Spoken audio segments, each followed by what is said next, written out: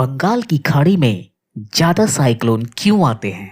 सवाल है कि अरब सागर और बंगाल की खाड़ी दोनों भारत के पूर्वी और पश्चिमी छोर पे स्थित हैं। दोनों ही हिंद महासागर का हिस्सा हैं, लेकिन बंगाल की खाड़ी में अरब सागर के मुकाबले 6 गुना ज्यादा तूफान या चक्रवाती तूफान उठते हैं।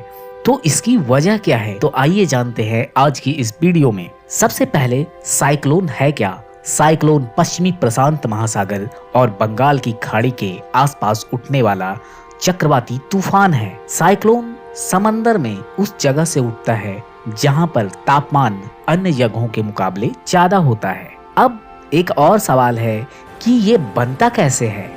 ऐसे इलाके जहां पे समुद्र के पानी का तापमान ज्यादा होता है, वहां पे लो प्रेशर का क्षेत्र बनता है और हवा गर्म होकर तेजी से ऊपर आती है और ऊपर की नमी से मिलकर बादल बनाती है। और इस वजह से नीचे बने खाली जगह को भरने के लिए हवा तेजी से नीचे से फिर ऊपर आती है, और जब हवा बहुत तेजी से उस क्षेत्र के चारों तरफ घूमती है तो घने बादलों और बिजली के साथ साथ मूसलाधार बारिश भी होती है और इस तरीके से साइक्लोन बनता है।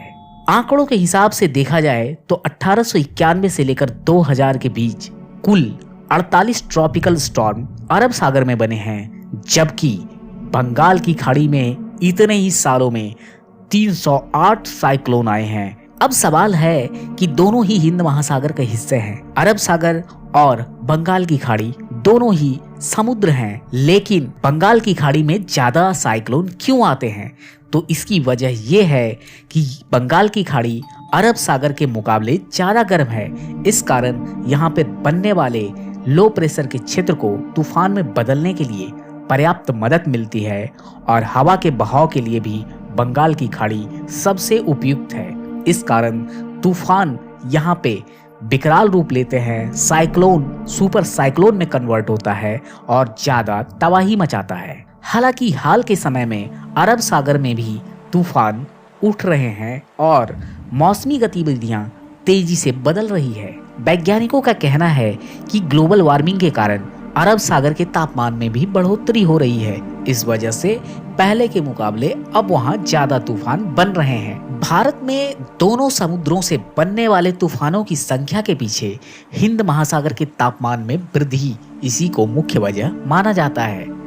एक शोध में पाया गया है कि हिंद महासागर का औसत तापमान 0.7 डिग्री सेल्सियस तक बढ़ गया है। सामान्य तौर पर ठंडा रहने वाले अरब सागर में भी 1.2 डिग्री सेल्सियस अधिक वार्मिंग का अनुभव हुआ है। तो अगर हिंद महासागर की गतिविधियों में कुछ भी अंतर आता है, कुछ भी चेंजेज आते हैं, तो बंगाल की खाड़ी और अरब सागर दोनों पर इसका प्रभाव पड़ता है। अब साइक्लोन के बारे में कुछ अन्य जानकारी भी जान ही लेते हैं। उत्तरी ध्रुव के नजदीक के इलाकों में साइक्लोन घड़ी के चलने की उल्टी दिशा में बढ़ता है, यानी एंटी क्लॉकवाइज बढ़ता है, जबकि भारतीय उपमहाद्वीप के आसपास साइक्लोन घड़ी के चलने की दिशा में यानी क्लॉकवाइज आगे बढ़ता है। दरअसल भारत में 3 से 4 महीने साइक्लोन के लिए काफी अनुकूल होते हैं। इसमें से मई सबसे ज्यादा अनुकूल महीना है, क्योंकि टेम्परेचर सबसे ज्यादा रहता है। साइक्लोन बनने के लिए समुद्र की सतह का तापमान 27 डिग्री या उससे ज्यादा होना जरूरी है, और मई में समुद्र काफी गर्म रहता है, इसलिए उसकी सतह का तापमान भी ज्यादा रहता है, तो साइक्लोन बनने की संभावनाएं भी ज्यादा होती है। अब इसको कैसे नापा जाता है? तो समुद्र में 50 मीटर तक के तापमान को मापकर देखा जाता है कि 50 मीटर रेडियस में पानी कितना गर्म है या टेम्परेचर पानी का कितना है। अगर वह 27 डिग्री या उससे अधिक होता है तो इसे साइक्लोन के उत्पन्न होने के अनुकूल माना जाता है। जनवरी के महीने में भारत में साइक्लोन नहीं आते हैं।